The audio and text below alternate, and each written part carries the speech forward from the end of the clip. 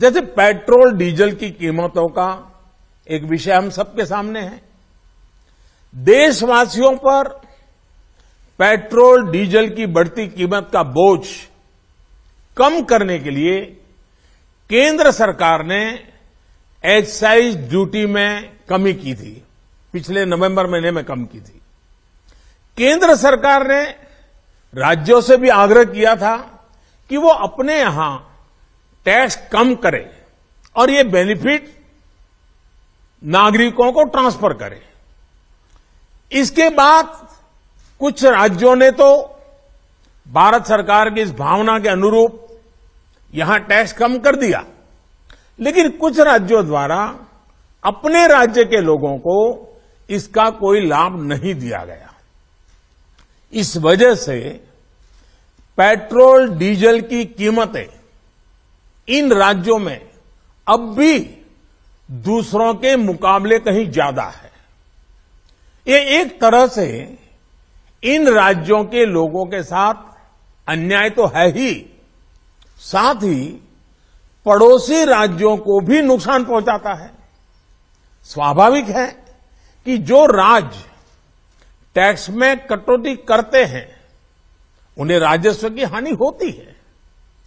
जैसे अगर कर्नाटका ने टैक्स में कटौती नहीं की होती तो उसे इन 6 महीनों में 5,000 करोड़ रुपए से ज्यादा का राजस्व मिलता।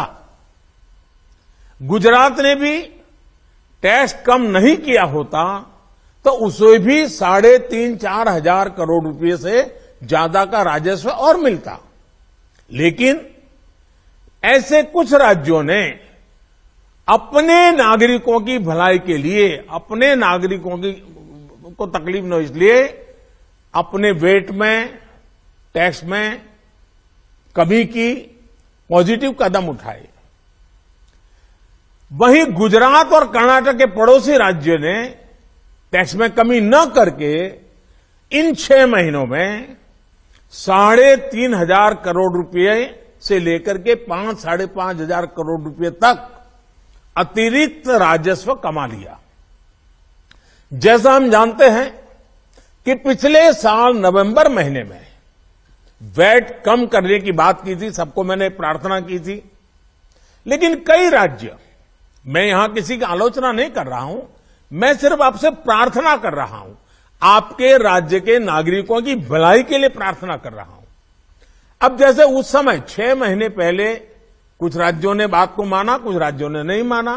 अब कई राज्य जैसे महाराष्ट्र, पश्चिम बंगाल, तेलंगाना, आंध्र प्रदेश, तमिलनाडु, केरला, झारखंड, किसी न किसी कारण से उन्होंने इस बात को नहीं माना और उनके राज्य को, नागरिकों को बोझ कंटिन्यू रहा। मैं इस बात में नहीं जाऊंगा कि इस दौरान इन राज्यों ने कितना रेवेन्यू कमाया, लेकिन अब आपसे मेरी प्रार्थना है कि देश हित में आप पिछले नवंबर में जो करना था, 6 महीने डिले हो चुका है, अब भी आप अपने राज्य के नागरिकों को वैट कम करके इसका बेनिफिट पहुंचाइए।